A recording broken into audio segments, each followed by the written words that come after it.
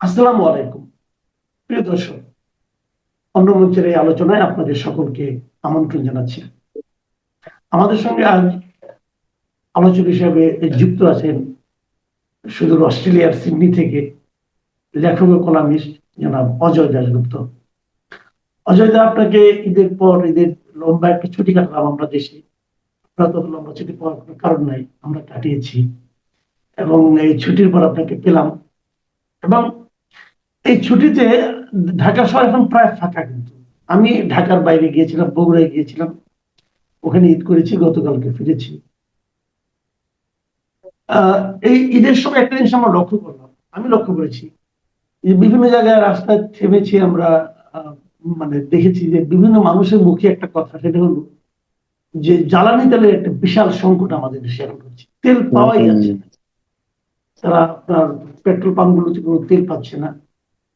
যদিও আমাদের দেশের মানুষ এখনো প্রচুর গাড়ি সিএনজিতে চলে, যে কারণে হয়তো ক্রাইসিসটা পাবলিক ট্রান্সপোর্টে অতটা পড়েনি, কিন্তু প্রাইভেট ট্রান্সপোর্ট গুলো তো পেট্রোল লাগে, অকটেন লাগে, তারা কিচ্ছু পাচ্ছে না। বলা হচ্ছে যুদ্ধের কথা, যুদ্ধের কারণে এই তেল পাওয়া যাচ্ছে না। আবার আমাদের গভর্নমেন্টের যিনি জ্বালানি মন্ত্রী, তিনি বলছেন আমাদের পর্যাপ্ত মজুদ আছে, তেলের ক্রাইসিস হওয়ার কোনো কারণ নাই। আবার আমি যেখানে গিয়েছিলাম, সেখানে আমি দেখলাম যে ওই ঈদের দিন, ঈদের পরের দিন ইয়াং ছেলে মেয়েরা বাইক নিয়ে প্রচুর বের হয়। তারাও জানাচ্ছে তারা তেল কিনছে, 300 টাকা করে দিলে তেল পাওয়া যাচ্ছে। তো একটা বিকট পরিস্থিতি, সরকার বলছে তেল আছে প্রচুর, কোনো সমস্যা নেই। পেট্রোল পাম্পে তেল পাওয়া যাচ্ছে না, পেট্রোল পাম্প অনেক পেট্রোল পাম্প বন্ধ করে রাখা রাখা হয়েছে, যে তেল নাই, বড় বড় নোটিশ দেওয়া হয়েছে। আবার বেশি টাকা দিলে তেল পাওয়া যাচ্ছে। এই হলো আমাদের দেশের অবস্থা। তো যুদ্ধের এই প্রভাব কি আপনাদের ওখানে পড়েছে? আপনারা কি দেখছেন? জি, আমি প্রথমেই আমার যারা দর্শক শ্রোতা তাদের ঈদের শুভেচ্ছা জানাচ্ছি। এবং সিডনি থেকে খুব ভাবে ঈদ হয়ে এখানে 3 দিন পর পর খাওয়া দাওয়া করেছি, সেজন্য হয়তো একটু মোটা সোটাও মনে হবে। তো যেটা হোক, আমি প্রথমে একটু সিরিয়াসলি বলি, তেলের সংকট কিন্তু অস্ট্রেলিয়ায় হচ্ছে। আচ্ছা। গতকালকে আমি নিউজে দেখেছি বেশ কিছু পাম্পে আউট অফ অর্ডার বা আউট অফ স্টক লিখে দেওয়া হয়েছে, অর্থাৎ তেল নেই। এবং ধরেন আমাদের এখানে তো $1 বা $2 করে দাম হয়। ধরেন $1 কত, $2 কত সেন্টই ছিল, $2.70, $2.60 এরকম ছিল। ওইটা পর্যন্ত যেতে পারে, এটা কিন্তু বিশাল ব্যাপার। আপনার আপনাদের এখানে $2 কি 2 থেকে গ্যালনে নাকি আপনার লিটারে? লিটার। আচ্ছা আচ্ছা আচ্ছা। হ্যাঁ, হুম। এখন ধরেন যদি 2 লিটার থেকে ওটা 2 টাকা থেকে যদি $5 যায়, বিগ জাম্প এটা। হ্যাঁ, কারণ কি আমি বলি আপনাকে, যুদ্ধ চাপিয়ে দেওয়া একটা যুদ্ধ।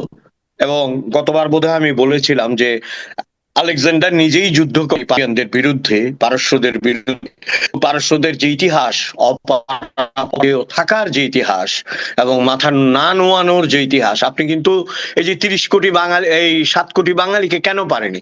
এতগুলো মানুষের মাথা তো নোয়ানো যাবে না, না? মোনায়েম খানদের মতো 50,000-এর মাথা নোয়ানো যাবে, কোটি কোটি মানুষের মাথা তো নোয়ানো যাবে না। তো সেই দিক থেকে তো যুদ্ধটা আসলে অসমাপ্ত থাকবে, দীর্ঘমেয়াদী হবে, যেটা এখন ইউক্রেনে হচ্ছে। এইটার কারণে ধরেন আমাদের তেলের সংকট হয়েছে। কারণ তেল তো হরমুজ এক হচ্ছে বন্ধ করে দেওয়া হচ্ছে অথবা করে রাখা হয়েছে, আরেকটা হচ্ছে ইরান হচ্ছে তেলটা পর্যাপ্ত মজুদের দেশ। হ্যাঁ, সুতরাং আমাদেরকে মনে রাখতে হবে আপনার এই সংকটটা আমাদের দেশে ছায়া ফেলে। এবং আপনি যেটা বললেন, ইন্টারেস্ট একটু হালকা কথায় আসি। আপনি যে বললেন মন্ত্রী বলেছেন তেলের অভাব নাই, দেখতে হবে মন্ত্রী সিনিয়র কেউ ছিল কিনা। ওইটা হবে যে তেলের অভাব নেই, আমি আজকে তেল বেরিয়ে যাবে। আর যদি রিয়ালের কথায় যদি আসেন, তো তেলই যদি থাকে, আপনি বাবার কাছ থেকে নিছেন কেন? আমি আরেকটা প্রসঙ্গ নিয়ে একটু আলোচনা করতে চাই, এটা আমার মনে হয় যে আপনি আপনার অভিজ্ঞতা থেকে বললে আর ভালো হবে। সেটা হলো যে আমাদের এখানে আমাদের শিক্ষামন্ত্রী, আমাদের এই নতুন সরকার দায়িত্ব নেওয়ার পর যে কয়েকজন মন্ত্রী খুব তড়িৎ কিছু কথাবার্তা বলে আলোচনায় এসেছেন, তাদের মধ্যে শিক্ষামন্ত্রী একজন। উনি অনেক কিছু করবেন, হাই জাম্প দিবেন, লং জাম্প দিবেন, এগুলো বলেছেন। এবং বলার পর উনি একটা কাজ করেছেন, সেটা হলো আপনি জেনেছেন সংসদে হাসনাত আব্দুল্লাহ একটা প্রশ্ন তুলেছিলেন যে ভর্তি পরীক্ষা কেন চালু হচ্ছে না, কেন লটারির মাধ্যমে ক্লাসগুলোতে ভর্তি করা হচ্ছে। এবং উনি বলার পরের দিনই উনি করলেন কি, সমস্ত স্কুলের ভর্তি পরীক্ষা যেটা ছিল আগে, যে নিয়মটা, বিশেষ করে এলিমেন্টারি ক্লাসে যে লটারির মাধ্যমে ভর্তি হতো বাড়ির পাশের স্কুলটাতে, এখন সেটাকে চেঞ্জ করে দিচ্ছেন এবং উনি বলেছেন যে এখন থেকে ভর্তি পরীক্ষা হবে। এই যে নিচের ক্লাসগুলিতে ভর্তি পরীক্ষা নেওয়া, অনেকে বলছেন এটা নিলে পর কোচিং ব্যবসা আরো রমরমা হয়ে যাবে, নানা ধরনের আলোচনা হচ্ছে। আমি আপনার অভিজ্ঞতা থেকে জানতে চাচ্ছি, আপনি তো নিজে আপনার সন্তানকে ওখানে পড়াশোনা করিয়েছেন, আসলে আপনার কি মনে হয় যে এটা আসলে কোনটা হওয়া উচিত? দেখুন, আমাদের এখানে এটা খুবই আশ্চর্যজনক হবে, আসলে প্রাইমারি লেভেল আর একটু উপরের লেভেল পর্যন্ত ঠিক ভাবে বাঁধা কোনো পড়াশোনা করানো হয় না। বই আছে, সিলেবাস আছে, কিন্তু পড়ানো হয় যেটাকে আমরা বলি যে প্রাকৃতিক ন্যাচারাল যে প্রসেস, হ্যাঁ, সে শিখবে, আনন্দ করবে। চাপ দেওয়াটা তো এখানে প্রশ্নই ওঠে না। চাপ মানে কি, আমি একদিন আপনাকে একটা ছোট্ট ঘটনা বলি আমার ছেলের। ওদের একটা টিচার ছিল ম্যাক মাইকেল নামে, হাফ প্যান্ট পরতেন, হাফ প্যান্ট, উনি বোধহয় গিয়ে দেখি কি সবাই ম্যাক মাইকেল করে ডাকা শুরু করছে, চারদিকে ঘিরে তাণ্ডব করতেছে, আর ওই বেচারা অসহায়ের মতো একবার এর মাথায় হাত দেয়, একবার একে ধরে, বুঝছেন? কারণ কি, সে কিছু করতে পারবে না। এই যে ধরেন, আমি যেটা বলতে চাচ্ছি, অভদ্রতা করছে না, কিন্তু আন্তরিকভাবে মিশার চেষ্টা যেটা, এবং আন্তরিকভাবে মেলামেশা করার যে প্রবণতা, সেটা তো আমাদের দেশে নেই। আমি গুরুত্বপূর্ণ যে কথাটা আপনি বলেছেন, রবীন্দ্রনাথ শিক্ষা প্রসঙ্গে যে কথাটা বলছে সেটাই আধুনিক। রবীন্দ্রনাথ বলছেন যে শিক্ষা যদি সাথে সংযুক্ত না হয় এবং শিক্ষা যদি উন্মুক্ত না হয়, তাহলে সেই শিক্ষা আসলে আপনাকে একটা তোতা, মানে পোষা তোতায় পরিণত করবে। গজগজে বিদ্যাকে বলি আমরা, কাগজ মুখস্থ করে। এই যে বাচ্চাগুলোর উপর আমি, আমাদের বাংলা নয়, আমাদের পাশে যে বাংলাদেশে আমরা যাই মাঝে মাঝে, সব জায়গাতে দেখে বাচ্চাগুলোর পিঠে বইয়ের বোঝা চাপিয়ে দেওয়া হয়েছে। এটা কিন্তু উন্নত দেশে ভাবা যায় না আপনার। তাদেরকে ওই ভিড়ে নুব্জ করে দেওয়া হয়েছে। এই যে মেরুদণ্ড, এটা সারা জীবন তাকে বহন করতে হয়। It is very significant. Primary স্কুলেই তার মেরুদণ্ডটা বাঁকিয়ে দেওয়া হয়েছে বই খাতা দিয়ে। কে কত নাম্বার পাচ্ছে, কত নাম্বারের ভিত্তিতে তাকে উৎকৃষ্ট বলা হবে, এটার একটা অসম প্রতিযোগিতা। অথচ আপনি দেখেন যে পৃথিবীতে বহু আপনার টেকনিশিয়ান আছেন যারা আমাদের এক্স রে করে, এটা করে, ওইটা করে, তারা তাদের চেয়ে কিন্তু বিখ্যাত। আবার অনেক ডাক্তারের চেয়ে অনেক নোবেলিস্ট বিখ্যাত। আর অর্থাৎ সুভাষ বোসের একটা কবিতায় আমি বলার লোভ সম্বরণ করতে পারছি না। উনি, আপনারা জানেন যে মুখোপাধ্যায়কে বলা হয় মুখুজ্জে। উনি নিজেকে নিজে বললেন যে বুঝলে মুখুজ্জে, জীবনে কিছুই কিছু নয় যদি কৃতজ্ঞ করলে। If you are successful, you are someone. If you are not successful, your degree is nothing. আমাদের দেশে ওই যে কাগজে ডিগ্রি, আমি না এই বাচ্চাগুলোর জন্য আমি একটা কথা বলি আপনাকে, যে শিক্ষা, আমি জানি না সবাই আপনি যেটা বলেছেন একটু করে চোখে, এই যে ভর্তি পরীক্ষার বিষয়টা, সেটা কমপ্লিটলি আপনার ওটাকে বন্ধ করে দিয়ে এই বাচ্চাগুলোকে একটা নির্দিষ্ট শ্রেণী পর্যন্ত মনের আনন্দে পড়ালেখা করতে দিয়ে তারপর নিয়মের মধ্যে আনা হয়। আমাদের জনবহুল দেশ, নিয়ম থাকতেই হবে, হ্যাঁ, সেখানে তো আর সবাইকে ওইভাবে সুযোগ দেওয়া যাবে না, কিন্তু একটা নির্দিষ্ট পর্যায় পর্যন্ত তাদেরকে আনন্দে রাখতে হবে। এটা যদি না হয়, আমার মনে হয় না যে শিক্ষার আনন্দ তারা লাগবে। এবং আপনি দেখতে পাচ্ছেন এই সমস্ত শিক্ষার কারণেই আজকে এইসব ছেলেপেলেরা পাকিস্তান দিবস পালন করছে বাংলাদেশে, এবং সূর্য সেন প্রীতিলতাকে বলছে সন্ত্রাসী, এবং বলছে যে তাদেরকে সেলিব্রেট করা হয়, মুসলিমদের সেলিব্রেট করা হয় না। তো আমি তো বলছি যে আমি চেয়ে সেলিব্রেট করি বেগম রোকেয়া, জাহানারা ইমাম, সুফিয়া কামালকে। আপনি করবেন? তুমি করবা ভাই, তুমি তো করবা, তো তুমি অত্যন্ত অশ্লীল শব্দ ব্যবহার করবা। বেগম রোকেয়ার বিরুদ্ধে অশ্লীল শব্দ ব্যবহার করা হয়েছে, ওইটা দেখলে উনারা এমনি মারা যেতে হতো না, উনি এমনি সুইচ করে মারা যেতেন। এই যে শিক্ষার কুফল আপনার, এই যে প্রাতিষ্ঠানিক শিক্ষার যে কুফল, অন্ধকার। আপনি দেখেন গত গত এপিসোডের পর একজন লিখেছে যে আমি বিএনপির কোনো গুণ দেখি না বলে আওয়ামী লীগের সমালোচনা করি, এরকম একটা মন্তব্য করেছে। এখন প্রশ্ন হচ্ছে আমি কাঁঠাল গাছ নিয়ে যেটা বলবো, কি গাছ নিয়েও একই কথা বলবো? বলবো না তো, তাই না?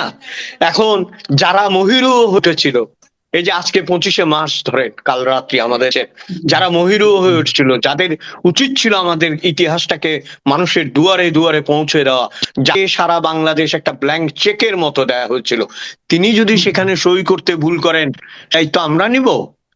ভাই আমাদের পরিবারও বছর আমরা এত কথা বলি, আমাদের অনেক আত্মীয় স্বজনও ভয় পায় যে আমরা আপনি বা আমাদের মতো লোকরা এত কথা বলে। তো আমরা বলি আপনাদের জন্য ভালোবাসা দেশের তাগিদে সমালোচনা 100 বার করেন, কিন্তু আগে দেখেন যে নিজেদের যদি কাঁচার কাপড় খুলে যায় আর একজনের দিকে অঙ্গুলি নিতে মানে আছে। জি, একটা জিনিস কি জানেন, আমি একটা ইন্টারেস্টিং একটা জিনিস লক্ষ্য করলাম। আহ, আপনি নিশ্চয়ই খেয়াল করেছেন যে জাতীয় সংসদের রাষ্ট্রপতির ভাষণ নিয়ে বিরোধী দল বেশ তারা শোরগোল করলো, ওয়াকআউট করলো। আর রাষ্ট্রপতি ওনার মতো করে ভাষণ দিয়েছেন। আমরা এটাকে বললাম যে এটা তো রাষ্ট্রপতির ভাষণ নয়, এটা আসলে সরকারের ভাষণ, সরকারের বক্তব্যটা উনি কেবল পড়েছেন মাত্র। ঠিক আছে, তাও মানলাম।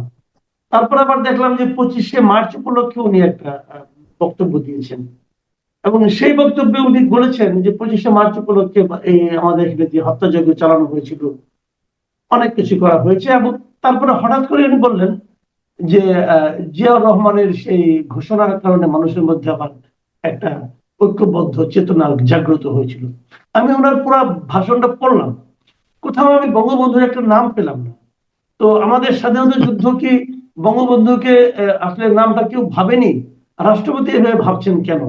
এই ভাবনাটার মাধ্যমে উনি আসলে আমাদের মানুষকে, আমাদের দেশের মানুষকে কি বোঝাতে চাচ্ছেন, এটাও আমি বুঝতে পারছি না। এটা কি কেবলই চাকরি রক্ষার্থে নাকি এটা কি উনার কি অবস্থান, আপনি কি মনে করেন?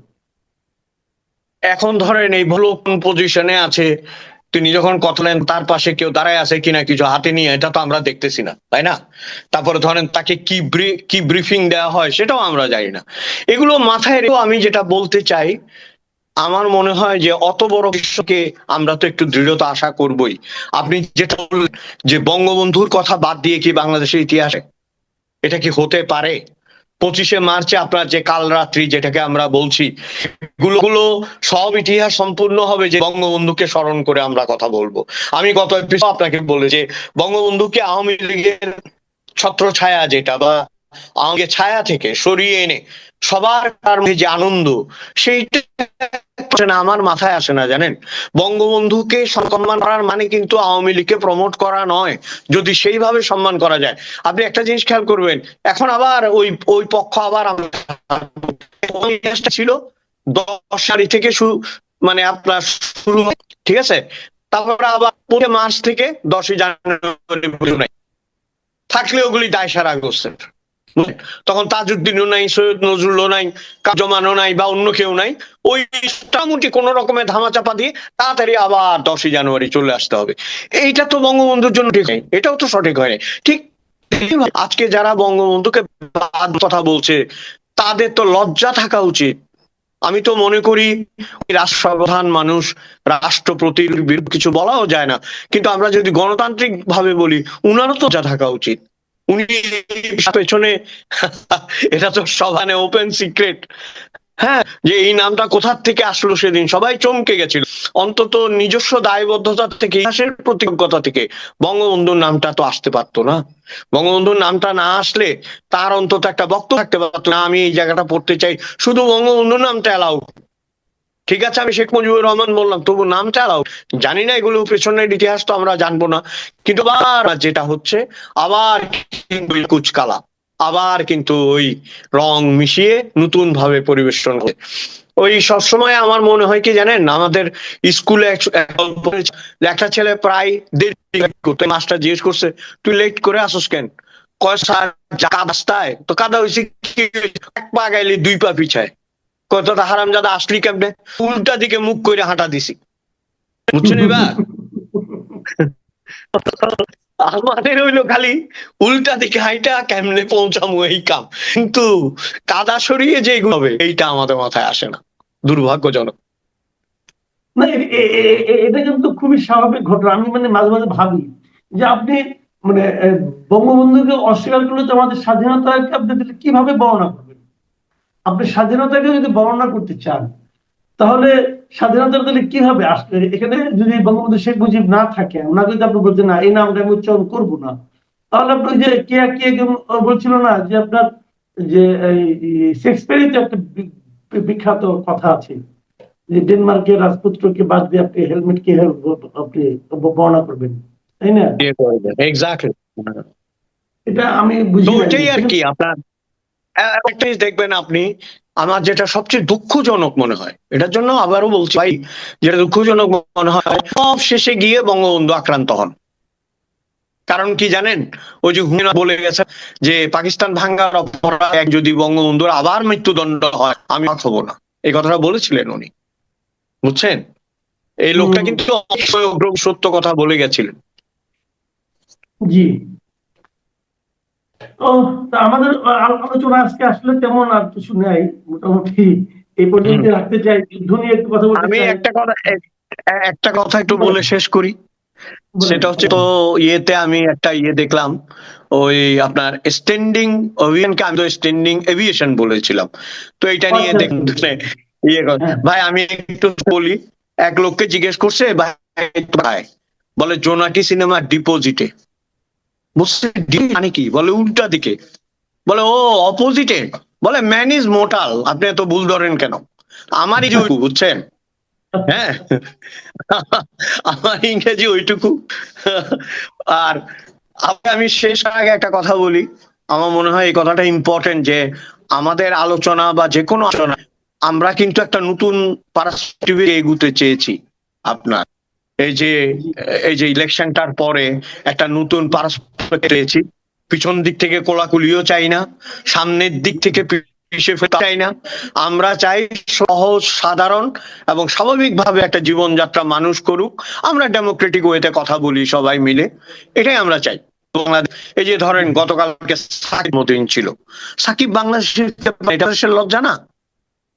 এটা হ্যাঁ। বাংলাদেশ, পৃথিবীর যে প্রান্তে গেছি সেই প্রান্তে তার কথা বলেছি আমি। এটা আমাদের লজ্জা যে সাকিব এমন কিছু করেনি যার জন্য সে দেশে ফিরতে পারবে না, মাশরাফি এমন কিছু করেনি যার জন্য সে ফিরতে পারবে না। আমি তো সবসময় বলি আপনার, একটা আওয়ামী পলাতক লীগ, আর একটা আওয়ামী অদৃশ্য লীগ, আর একটা আওয়ামী নির্যাতিত লীগ। অদৃশ্য লীগ আর নির্যাতিত লীগের চাপাই গেলাম, বুঝছেন? এটাই আমার মনে হয় আর কি। শেষ পর্যন্ত আমরা যেন ভালো থাকতে পারি সবাই, এটাই চাই। জি। অনেক ধন্যবাদ। অনেক ধন্যবাদ জানাব অজয় দাশগুপ্ত। প্রিয় দর্শক, আপনারা শুনলেন যে অজয় দাশগুপ্তের বিশ্লেষণ নানা বিষয়ে। আসলে বিশ্লেষণ নয়, আমরা আসলে আলাপচারিতার ভঙ্গিতে ওনার সঙ্গে এই অনুষ্ঠানটা করি। আমার ধারণা আপনারা এটা উপভোগ করেন। আগামীতে আবারও আমরা একসঙ্গে বসার চেষ্টা করব। আজকে একটু যান্ত্রিক গোলযোগ ছিল আমার মনে হয়। আশা করি আপনারা এটা ক্ষমা সুন্দর দৃষ্টিতে দেখবেন। আমরা বারবার চেষ্টা করে থেমে থেমে কিন্তু করেছি। আবার উনি নতুন করে যুক্ত হয়েছেন, তারপর আমি দেখেছি এখনো কিন্তু সেই যান্ত্রিক গুরুযুক্ত রয়ে গেছে। তারপরেও আমার মনে হয় যে আপনারা বুঝতে পেরেছেন উনি কি বলেছেন, বুঝতে পেরেছেন আমি কি বলেছি। আপনারা ভালো থাকবেন। আগামীতে আমরা আবার দেখা হবে। আল্লাহ হাফিজ।